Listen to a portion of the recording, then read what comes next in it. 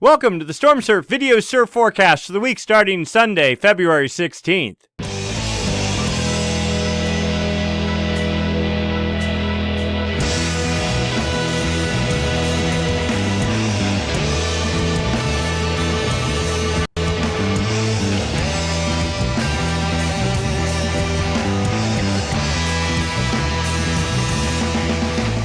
Tonight we'll be discussing jet stream level winds, surface level pressure, significant wave heights, and all the things that go into making surf in the North Pacific Ocean.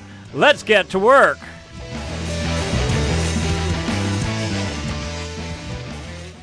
Looking at significant wave heights for the North Pacific Ocean, we see a pretty meager pattern still going on. Yeah, seas are, maybe 20 feet over the North Dateline region and 18 feet in other locations, but really not a whole lot going on right yet.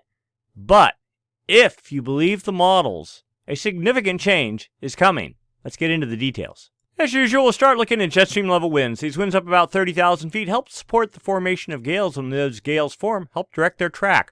We're looking for a trough, that is a dip in the jet. And what that does is helps create a counterclockwise flow aloft and also down at the ocean surface. Of course, counterclockwise winds are the hallmark of low pressure, and of course low pressure, if it's deep enough and strong enough, generates winds. Winds generate seas.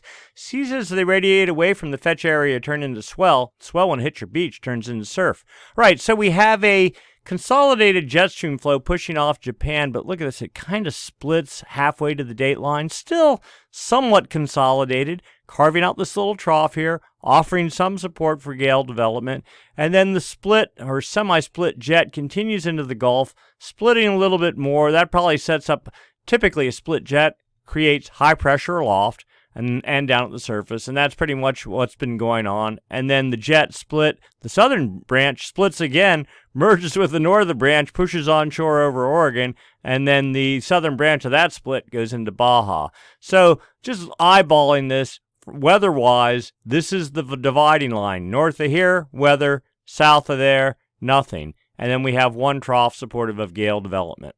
Put this into motion. That trough continues over the dateline. And most of it almost is up in the Bering Sea. Just the southern fringes here, south of the Aleutian Islands. As we get into Monday, still supporting gale development. Notice winds building, and the consolidated jet stream starts pushing more to the east as we get into Monday night and into Tuesday.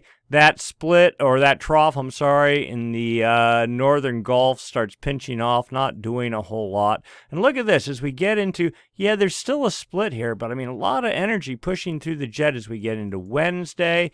And the split, basically, the split point now moves to a point northeast of Hawaii as we get into Thursday. Consolidated flow, broad, almost trough, trying to push into the Gulf as we get into Thursday night. And into Friday, another trough starts building off the Kuril Islands about midday Friday. This one a little bit deeper. Winds building to 150, maybe 160 knots, feeding that trough as we get into Saturday. Jet fully consolidated from Japan to the dateline. Still a bit of a split and a bit of a warbled mess, let's say, from Hawaii eastward. But suggesting that maybe we're in for a pattern change. As we get into Sunday, here we are 174 hours out, trough in the northwestern Gulf, another trough building off the Kuril Islands, and the split point for the jet at 155, just north of Hawaii. So maybe an improved pattern is looking to set up, at least from jet stream levels. Let's go take a look down at the surface. Here we are, surface level pressure, surface level winds, as expected, a weak little gale or something here over the North Dateline region with 30, 35 knot winds. That's good for, 20-foot seas, 23-foot seas, something like that. Another gale trying to organize off of Japan. Put this into motion as we get into Monday. Both push off to the east. We're looking for at least 40 knot winds. There's a little tiny pocket right there, but then not much as of 18Z. Monday, and there we go, 35 knot winds Monday night. Nothing too impressive. That fades out. The next gale tries to push off the Kuril Islands. 40 knot winds, maybe 45 knot, and then starts blooming a little bit on Wednesday. Decent 45 knot winds. And we know the jet stream, oh, and there we go, by 12Z Friday, by 12Z Wednesday, that's basically Wednesday morning, things looking much better with a decent organized area of fetch pushing over the date line and into the northwestern Gulf on Thursday, still at 45 knots, and then continuing into the northern Gulf into Thursday night, fading out Friday. Another gale develops Friday off the Kuril Islands, taking a very similar path, but notice winds 45, almost 55 knots in a tiny little area, continuing even into almost Saturday morning. There we go, 50 to 55 knot winds. This is actually an upgrade from this morning's run, and this morning's run was a significant upgrade from yesterday's run. So looking pretty solid actually here as we get into Saturday night, if you believe the models. Continuing into Sunday, then fading out as this system moves into the northwestern Gulf of Alaska. Oops, and there we are. And then, but notice, low pressure almost filling the entirety of the North Pacific Ocean at that time, we'll call it late Sunday night. So this looks like a significant upgrade as compared to this, which is just a little area of 30, 35 knot winds. Now we have broader areas and stronger and more concentrated a week from now. So let's go take a look at the effect of those winds on the ocean surface. First off, we're going back to Wednesday, okay? We're ignoring this system because swell from this system hit California on Friday night, Saturday roughly, and whatever was from it has already rolled into even Southern California, but given the rather steep north angle, hardly anything reached in there. It is this system over the dateline that developed on Wednesday. It built, now not an impressive system, but 38-foot seas. There we go. Max significant wave height over this entire domain. 38 feet right there at 45.5 north, 179.5 east. And then built to 43 feet, though mainly aimed up here at the Aleutian Islands, but still energy seeping off to the east. And then on Thursday, it started fading out. Now, swell from this system has already reached Hawaii. There were some waves overhead, nothing great, but overhead, clean surf in Hawaii. And that swell is also pushing towards the California coast. And then we go into Friday and Saturday, and now Sunday, and now we're current pretty much nothing other than that swell in the water right now. And let's look at the forecast. We suspect an improved pattern as we get into Monday. Okay, 22, 23, 26-foot seas on the North Dateline region later Monday. Pushing was at almost 27 feet there for an instant. Okay, great. That's sort of interesting. We want to see something more, and here it comes. Come about Wednesday, then we get a small area of 35-foot seas over the North Dateline region, building to 38 feet, and then 40 feet on Wednesday night. Now, again, most of this bypassing Hawaii, targeting, we'll say, Canada, British Columbia, down into Oregon, and maybe into North, or we'll say to Point Conception. But again, the angle relative to North California, this is like 305, something like that, 306 degrees. So pretty steep from the north. But still, any waves are better than none at all. And that swell, you can actually see the front right here, pushing towards the coast for the weekend. And the next system, stronger, starts building behind, supposedly, on Saturday with, 41-foot seas, about midday, building to 45 feet, targeting Hawaii quite well. Also notice it's sort of, instead of pushing all off to the east, it's sort of down and to the east, so Hawaii should and this is yet the new upgrade. 48-foot seas now forecast on Saturday night. Now, this is a week out. Don't believe it, but it is a step in the right direction, and still, 34-foot, 35-foot seas as we get into Monday. So, potentially, just maybe, a bit of real longer period swell for the Hawaiian Islands and the U.S. West Coast, and maybe more behind that. This is looking good. We need to get into a little bit more around why the sudden change of heart in the North Pacific Ocean, though you all know what that is. But before we do that, let's talk a little bit about local weather. All right, wind forecast, 18Z Sunday. Let's actually make that current. Okay, as of right now, it's about, 6 p.m.? Okay, So, northwest winds along the California coast, north of Point Conception, 15 to 20 knots. That's about the case. And trades over the Hawaiian Islands, 15 knots. Thankfully, trades and no more of the north winds, please. As we get into Monday, north winds building for California. High pressure here, strong, 1032 millibars starting to push into the coast, really locking the snow machine down for a while. Trades continue over the Hawaiian Islands. Get into Tuesday, north winds, limited mainly to Cape Mendocino, 20-25 knots, lighter pattern, we'll call it 10 knots along the immediate north and central California coast in the morning. Trades getting pretty strong, 20 knots out of the east-northeast on Tuesday morning, continuing for the Hawaiian Islands. Relatively light flow near shore for California. We get into Wednesday, lighter northwest flow, 10 or 15 knots for California. Trade strong, 20 knots plus for the Hawaiian Islands. Thursday, light wind pattern for California. You know, there's a little tiny cutoff low hanging off the California coast here, stomping or tamping down the wind machine, but high pressure, 1034 millibar high here north of the islands, just driving the trades. That has been the hallmark all winter, just high pressure in control. I mean, it smells like La Nina, though officially it isn't, but it sure feels like it. Friday, light winds along the California coast. Trades mellowing a little bit for Hawaii, 15, maybe 20 knots. Get into Saturday, the north winds start waking up. Notice a little bit of low pressure up here in the northern Gulf at that time. That is a sign, it appears, of some change, and maybe some precip coming into at least the Pacific Northwest. So Saturday morning, light northwest flow for California. Trades mellowing out for Hawaii at 15 knots or so. And then building the high pressure, trying to ridge into California, low pressure into the Pacific Northwest. We get into Sunday. Looks like kind of a blowout for California. North winds, we'll call it 15, maybe 20 knots. Trades for Hawaii, much lighter, 10 to 15 knots. And then 180 hours out, north winds, high pressure, 1038 millibar high, just slamming into the California coast. Now California suffers. Hawaii under a very light east-southeast trade wind regime, 10 knots or so. So good conditions for the islands. All right, let's go take a look at precip.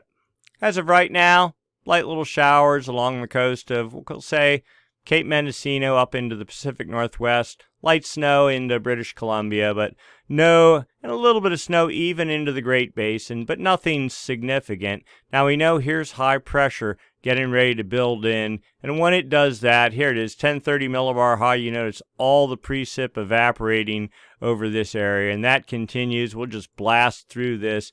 Nothing at all. We're into Friday, nothing. Then finally, low pressure starts building in. Oh, look at this. Hang on. Where was that? Just sort of maybe a backdoor low for a little snow into the Sierra on Saturday. Continuing. And then Sunday, low pressure into British Columbia, the Pacific Northwest, down into Cape Mendocino, and by midday, maybe even some snow for Tahoe. Please, oh please, make it so. It won't make it down to Mammoth, I don't think. What do we got? Here we go. No, pretty much limited to the Tahoe area. 1038 millibar high. That's pretty much bulletproof. It does its thing, and then that's pretty much it. Let's go take a look at some snow. The snow models. Here we go. All right, so currently, light snow pushing into the Great Basin. Nothing significant, though, and that fading out as we get Monday into Tuesday. The dry pattern sets up pretty much like 5 days of nothingness. We're just watching this. Then finally on Saturday, some snow starts building into British Columbia. Also, look at this down here. Colorado, this sort of in fact, let's go look how this evolves. It's actually like a monsoon snow coming up from the south, so disconnected from the jet stream flow. That's okay, snow's good if you're in Denver and Utah. And then into the Pacific Northwest, when is this? We're into Sunday, we're out a week. A broader, cooler snow pattern looking as we get into Sunday and into Monday. fading into Tuesday, and where are we? We got a little bit to go, and then things dry out after that. Oops, and there we are at 240 hours. All right, let's go get some spot-specific forecasts. Squaw Valley, maybe 2 inches or something. Snow levels, the good news, it is above freezing. This is the base of the resort. This is the top of the resort. So freezing at the top, above freezing at the bottom, and then getting much colder as we get about a week out, at least for a little while. Wind levels, looks like a pretty good gust of wind there, maybe on the 23rd of February, and then that's about it. Otherwise, pretty light winds. Kirkwood, even less. We'll call it an inch. Good news is, because they're higher, it's cooler at the base of the resort, but it doesn't really matter. You need precipitation. And winds, not quite as bad in that one little spike. And then Mammoth, maybe 2 inches, maybe 3 if you're lucky. And because they're much higher, pretty much freezing the whole way from bottom to top over the whole 10-day duration. And wind a little bit of issue again on February 23rd. All right, what's driving the pending possible future improvement in the storm track? Let's go take a look long term at what's going on with the MJO and, of course, El Nino or La Nina. As usual, we like to look at winds across the equatorial Pacific, specifically in the West Pacific, specifically in the area we call the Kelvin wave generation area. It goes from 170 west, so just a little bit east of the date line. This is the equator right here, right? That is the East Pacific there. That's the West Pacific there. Kelvin wave generation area from 5 degrees north to 5 degrees south. That's New Guinea right there. From 135 east, so it's about as far west in the Pacific as you can get, over the date line to 170 west, 5 degrees north and south. And you notice this area right in here. That's what we're interested in. So this is wind data from the TAO buoy array, a series of buoys strung across the equator used for monitoring El Nino. The arrows are the wind speed and direction. The bigger the arrow, the stronger the wind. This is just a 5-day average, so it's not like winds right at this moment, but it gives you a general idea what's going on with the MJO. And so the MJO is a periodic weather oscillation. It travels from west to east on the equator the whole way around the planet.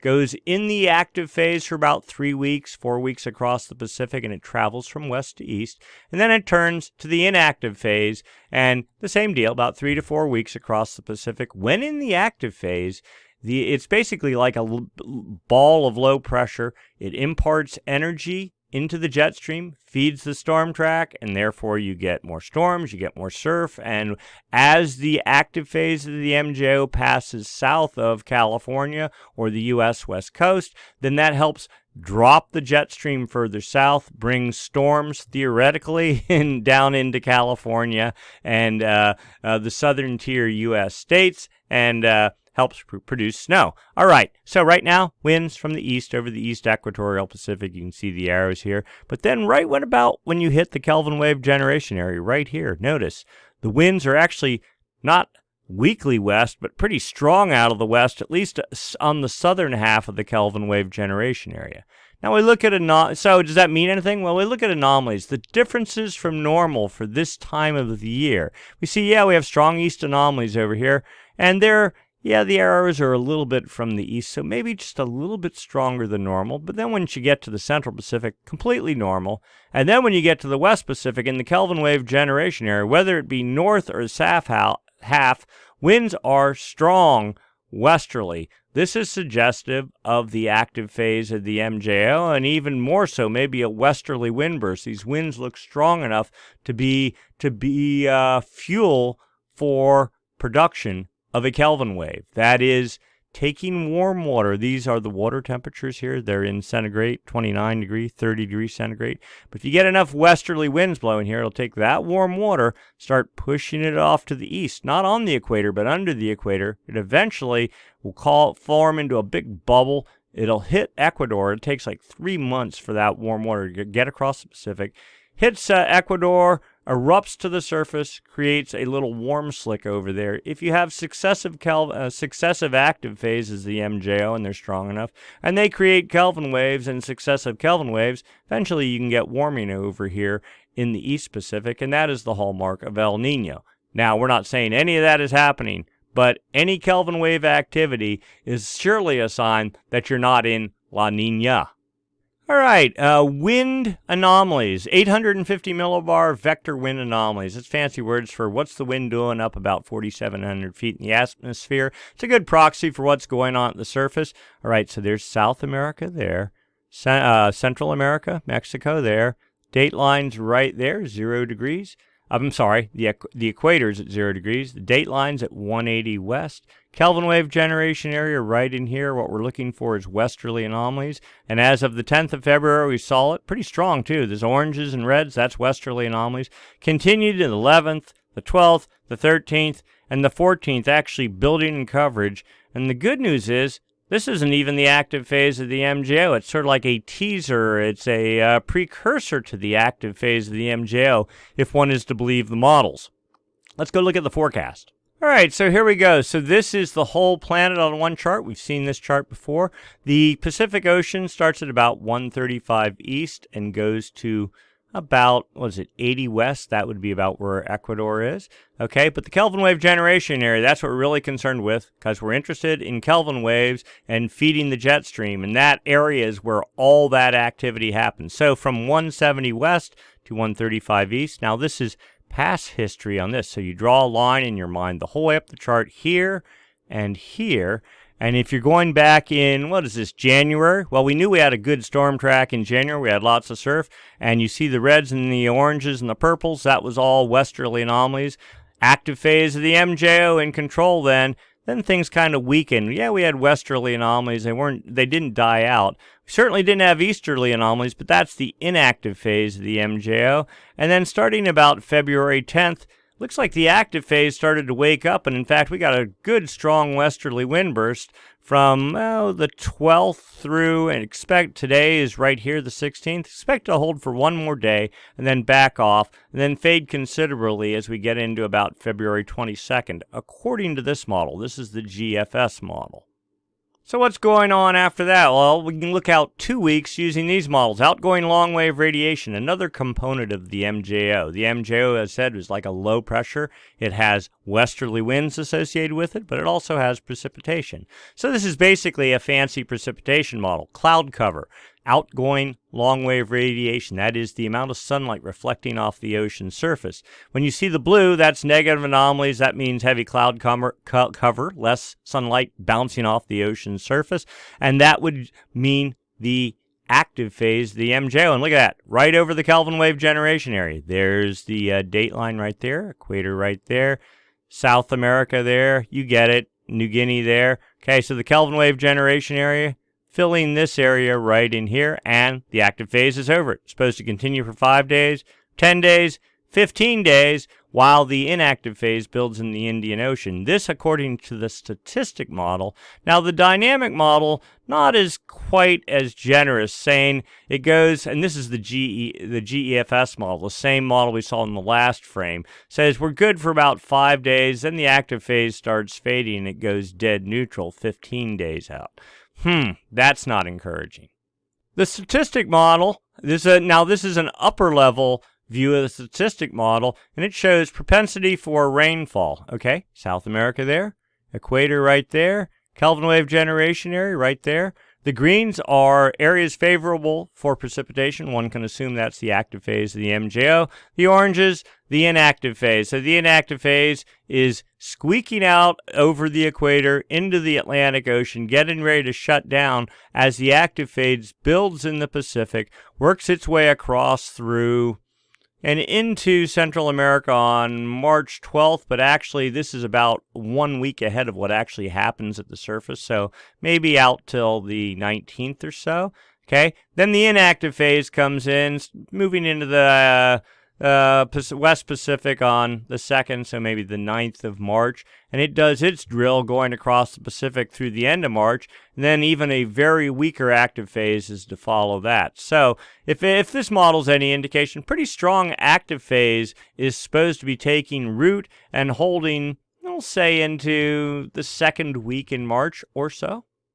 And then we look at the CFS model, a good long-term model, really sort of a global kind of trend model, if you will. Anyway, So here we go. Here's our scale. Okay, again, whole planet on one chart. Pacific Ocean goes from here to about here. Kelvin wave generation area from here to here. And here's where we are right today. Here is our westerly anomalies, the red, strong westerly anomalies. Now, remember, the GEFS model says it's supposed to die out, and the CFS sort of says that too a week from now, right? Okay, and the dark contour is the active phase of the MJO. So this is just the start of the active phase getting going. There's a little bit of an interaction with an equatorial Rossby wave here. That's what's building the strong westerly anomalies right now. But as we get deeper into the active phase of the MJO starting, these are what, 1 week intervals. So this would be the 22nd. And into the 29th of February, active phase getting strong, also being enhanced by an equatorial Rossby wave, strong westerly anomalies. That should certainly be a giant red X for us in terms of when storm production would really ramp up. We'll call it from the 22nd of February through about the first week in March, something like that. Then we also see westerly anomalies. California's at 122 west, something like that. Westerly anomalies seeping into the California coast on the 28th of February. Then a broader spurt around the 5th through the 9th, something like that, of February. Of March. So these would be opportunities for maybe rainfall and snow production into the Sierra, that sort of thing. But, that's a very, very rough guess. Mainly from a swell generation perspective, here is the bullseye. That's what we're looking at, according to this model. And then even going further out, this is the 3-month CFS model, okay? And this is past performance here. Here's our January and Kelvin wave generation area between these two tick marks going straight up. This was the January pulse. Here is the we'll call it the late February, early March pulse. We think of the active phase of the MJO with westerly anomalies, a little bit of easterly anomalies. Well, let's just overlay the MJO. Here we go. All right, so we're in a neutral state, but you can see in the dotted contours are the inactive phase of the MJO. We think they're actually connected here, going across the dateline region today, but with that equatorial Rossby wave. In fact, I think it's actually in here. Can we see it? You can barely make that out there. A little bit of clutter, but that's probably what's feeding the westerly anomalies. Even though we're in the inactive phase of the MJO, active phase sets up officially, we'll call it February 20th, something like that. Get some good westerly anomalies there. This is our bullseye into about March 12th or so. Then the inactive phase sets up again. Easterly anomalies, that'll stomp on the jet stream, stomp on storm production. Then another active phase sets up the end of March with westerly anomalies, pretty well in control, into almost the end of April. And even then, a weak inactive phase is forecast, but westerly anomalies to hold strong. Pretty interesting. I mean, this looks better than last week's by a good margin. Let's overlay the low-pass filter. This is sort of like your El Nino, La Nina indicator, the dotted contour, high-pressure bias. It's in the Indian Ocean where it's been. So this is, if this were over the dateline, you'd be declaring La Nina, and you'd probably see these easterly anomalies associated with. But no, we have two solid contour lines with a third pretty good bullet supposed to set up here the first 2 weeks of March. Again, this is the area that is favorable for storm production in the North Pacific.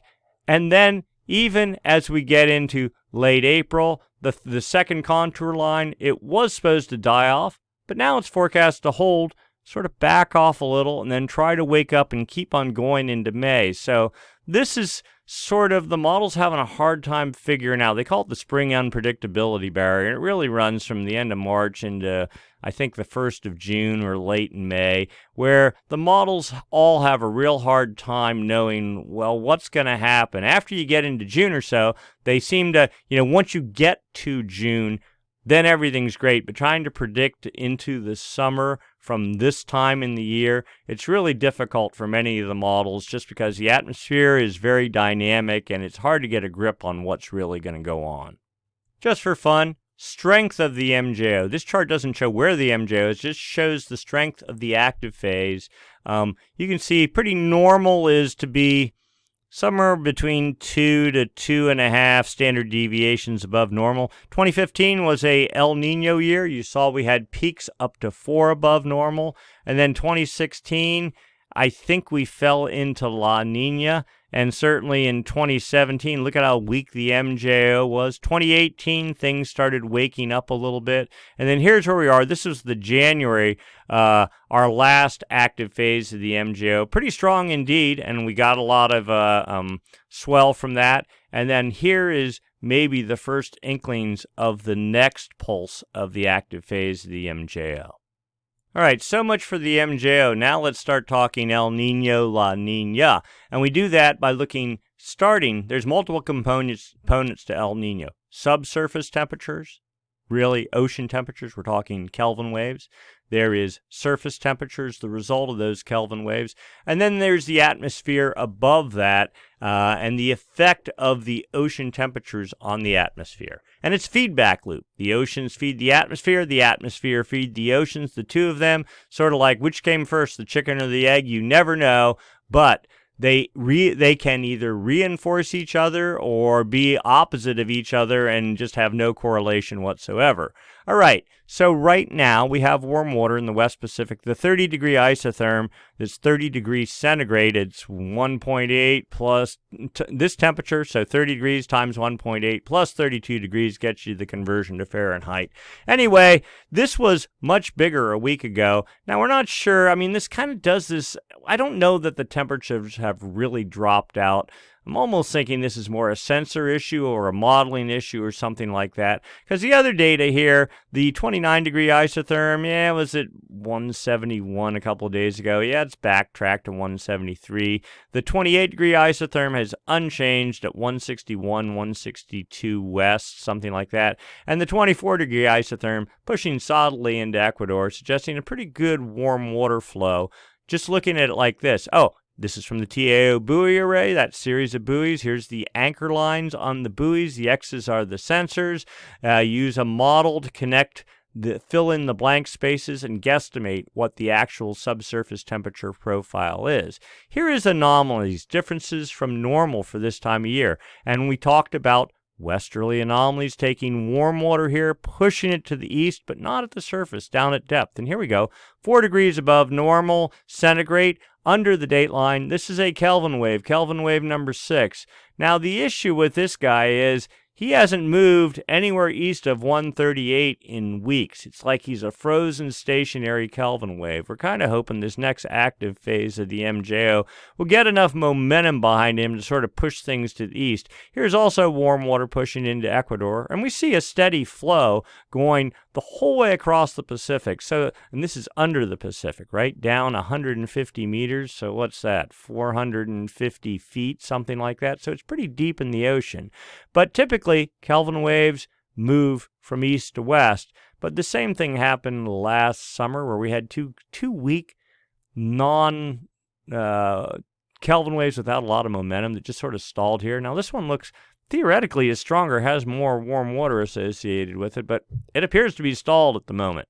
Anyway, but still, no signs of La Nina. There's no cold water. You'd see this all full of cold water if we were in La Nina. So here's the trend for the past year. This is time down this side, and this is the West Pacific, East Pacific here. The oranges and reds are warm water. So a year ago, March 2019, we saw Kelvin wave number 3, I think it was, or 4, moving from west to east, generated by the active phase of the MJO. Then as we got into summer, May, June, July, here's those 2 Kelvin waves that just stalled. We actually had cool anomalies building off of Peru. We were saying, La Nina's coming, La Nina's coming. Well, it never did.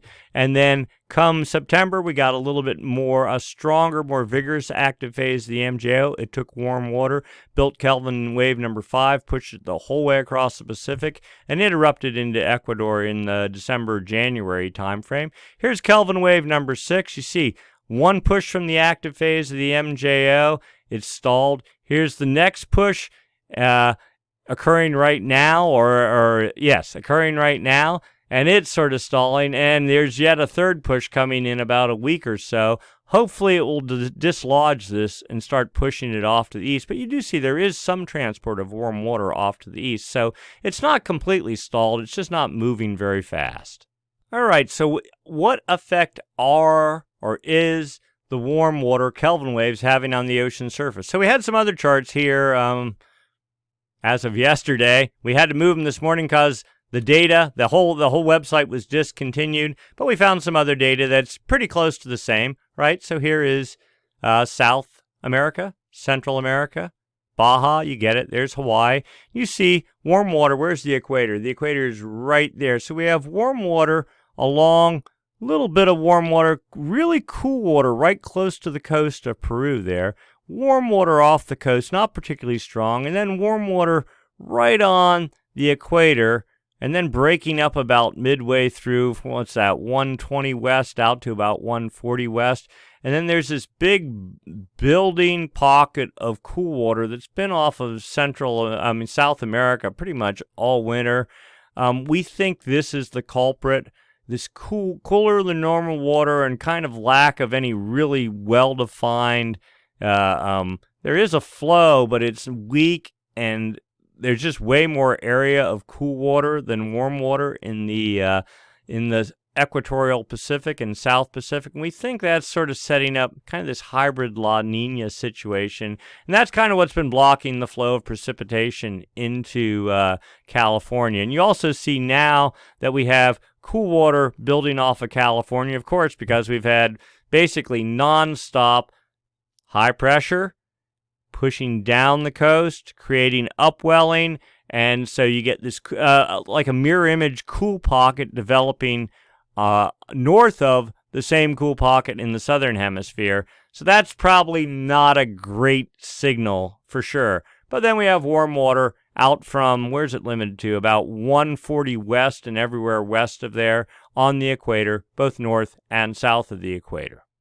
The trend for the past 7 days, nothing particularly noteworthy. I mean, very, very weak warming off of Peru and in pockets along the equator. This is where it has been cold. There was a big ball of cold water here last week, if I recall, and it's pretty much evaporated now. Warming, there is still some cooling there, but not nearly as cool as it was, and it looks to be in decline. We're hoping it will dissipate and will at least just sort of get back to a neutral trend, but no strong warming indicated over the past 7 days. And then here's the overview pattern. Again, to me, the highlight is cool water off of South America, cool water off of North America, the dividing line, 140 west. If the jet were going to split, that's probably where it would be north of here. And so driving the jet stream up. And if you look at the models, look at everything, the hard line for snow has been the Oregon, North California border. Everywhere north of there, they've got plenty of snow. Everywhere south of there, pretty dry. I think the latest data I saw, and I'm just doing this by memory, was we're at 49% of normal in the Sierra, in the like the Tahoe region for snow for this year. So half of normal. All that came, that's water content in the snow. All that came mainly in the December and January timeframe. February has been dry as a bone. So hopefully more is coming with this active phase of the MJO, but if it doesn't deliver, that's pretty much it, we think.